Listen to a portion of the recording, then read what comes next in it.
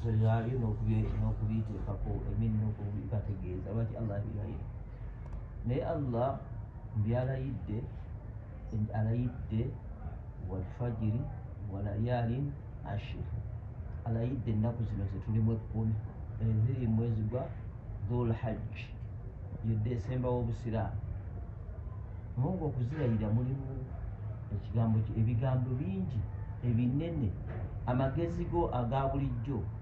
nga tegasobola bitegeera okujjako Allah kyakusobozesezzaako ekitono ennyo akatono ennyo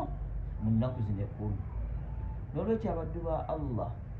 mbasaba mungu mu nnaku zino 10 zalayidde tukoleremu ebintu ebirungi byokka kubanga emiwendo n'emiwendo n'okubisaamu kwa Allah kwakubisaamu omulimu omulungi gwokoledde mu nnaku zino 10 eziri mu Desemba w'obusiraamu dhul hajj era bwe kityo mungu bwakubisaamu ebibi byoba okoledde tumwegendereze nnyo mu nnaku zino Allah zalayidde 10 alina ensonga lwaki azilayidde n'olwekyo tukoleremu birungi byereere bw'oba olina kyosobola kanne tozibyanga tutuddeeko mu Qur'an oba tonnagitegeera lwaki ligikwate gendi bino bigambo bya Allah binsobozesa ebisome salatu duha okusaddaaka okuyisa bannammwe obulungi abalina abakyalo bayisa obulungi nammwe abakyalo okuyisa babbammwe obulungi buli kamu konna komanyi nti kalungi mu nnaku zino 10 ate nga bw'osabiramu Allah mu nnaku zino Allah akutaasa ekizibu gwe kyomanyi buli omu kyalina kuba buli muntu ali wano alina ekizibu kye nga kikyo kiri wano ng'oluusi otya nokigamba omuntu kisabe mu nnaku zino 10 ng'okoleramu ebintu ebirungi era Allah ayagala nnyo omulumiriza Allah mugambe nti Allah okulayira ennaku zino 10 mulimu ebyamu nsaba mu nnaku zino 10 nga tezinnaggwako Allah ompe ABCD mungu bayambye mu nnaku zino 10 ne batuukako mu bifo biri ebyenkizo era ndowooza leero si ttaano dhul hajj kati bonna basinga kati boolekera Madiina era bwoba wakuva eno kati oba tokyasobola kgenda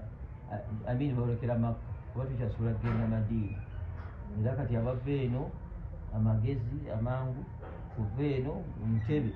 ng'omalidde ddala okwambala oyambalidde ddala hiram bwe mumala okutuuka eyo bababuulira nga muli mu nnyonyi tekano wali miikaati ne mu nnyonyi gyoba otambulidde yonna waliwo miikaati zaazo bakweenene eri ng'ova Madiina gye baleetera enniya naye nawano ndoozanga wali mu Ethiopia awo babagamba nti kati tutuuse ku miikaati muleete enniya bagenda mumbula n'oleeta enniya n'ekika kya hijja ky'ogenda okukola kubanga hijja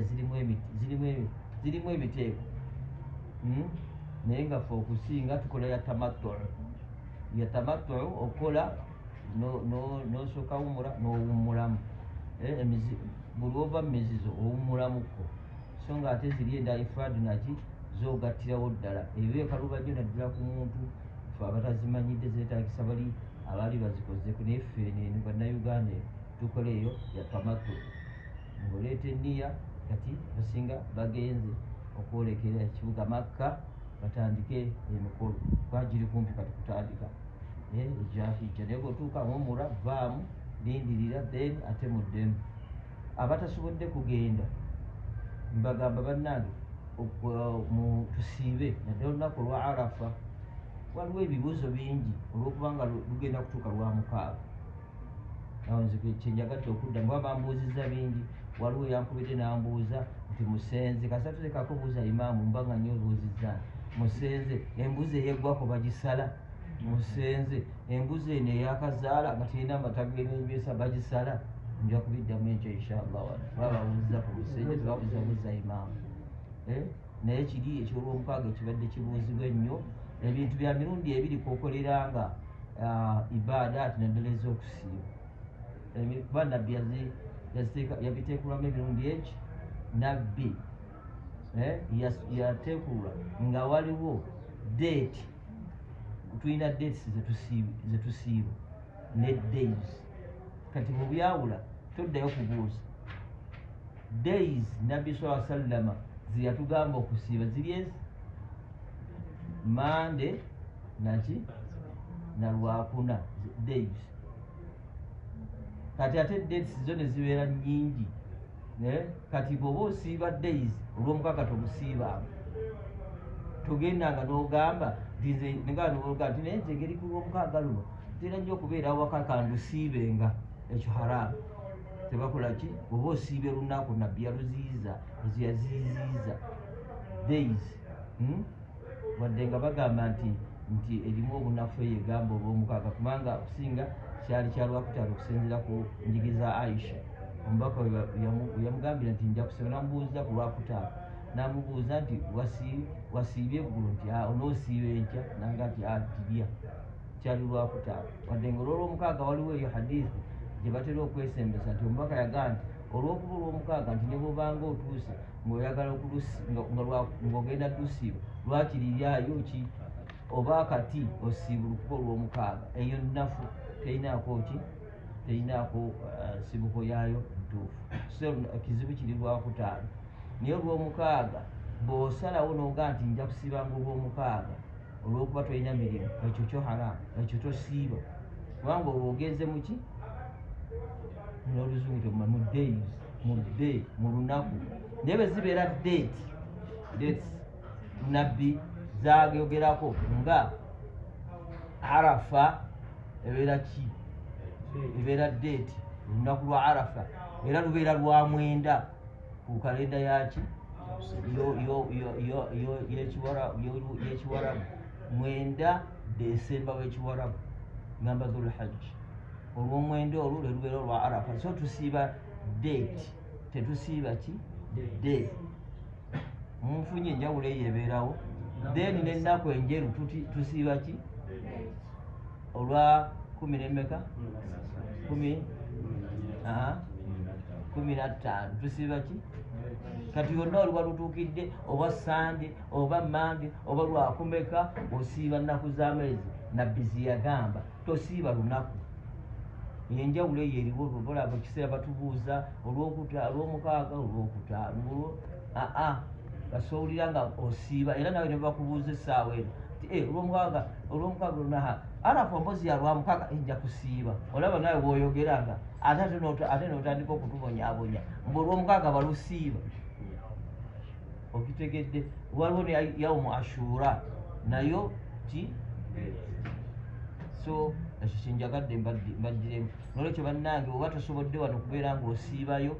si tteeka zino zonna sunna naye oba tosobodde kusiibayo olwo bannange balusiibe wadde ng'ate abali e Makka bo tebasiiba olwo lubeera lwakulya era oluyingira bwoti mu arafa kubanga lukwolwo lwe batikkira mungu lwabatikkira teri muntu abatikkira mungu yabatikkira kuba nabbi salama yagamba nti alhajju arafa okubeera nga hijja y'omungu agikkiriza kugenda mu arafa era ne buba mulwadde ng'ozirika waliwo ko bwe baali baleeseko kati ne profesa Kiyimba ono waliwo yamira eddagala lyali limusi bamuleetera mu ambulance mu lunaku lwa arafa asobole okufuna hijjayo because bw'otagenda mu arafa oba tokoze hijja n'olwekyo bo babeera mu lusenyi olwo kusinza Allah jasi kusinza Allah kwogerako Allah adhkar ate teriyo kusaala nti osaalenga adhkar ekitegedde olunaku lulamba njo ebaayo naye bazigata nti kati kyenkuga ebikola eno tebikola eri nemina bwe tunatuukayo eyo tujja kugenda tubalaga engeri ki gye basaala barakallahu fiikum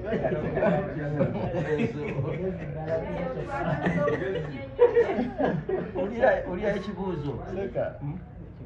omukyalo okusiiba ennaku zinza sunna alina okupakuluza owayitemu kitali yaffe nti baana tetusalira okusiiba awaddewo omusajja nkuba ki yawadde akakomawo nti nga mukyalo we kampalika mu kusiibuza sunna ayina atojja lusiiba kiramuba kitya olunaku lwa sunna kati gwe omukyala bw'oba waleese onniyayo nti ogenda kusiiba oba ofunye okasuse ejinyayo n'ofuna ebiyonyi ekisookera ddala okoze ibaada eri kubanga eriyo bayateeka okugjako nga badde mu faroba naye sunna tewaliwo kikugaana ofuna empeera ey'okusiiba ate n'ofuna n'empeera ey'okugondera bbaawo ng'osiibulukuka. Allah empeera zonna azikuwa, tewaliwo kigambo kyonna. Omusajja mutuufu. Omusajja mutuufu naye bw'agumiikiriza naye afunamu empeera, naye bw'aba ddembe lye agumiikiriza tagumiikiriza. Era kyova olaba kati ate eriyo omuntu gwoyinza okugumiikiriza lwakuba muwano gwe mulangira, lwakuba eno muli mu varayate, naye omuntu ng'abadde ladde awangalidde Saudi eyo mbawarabu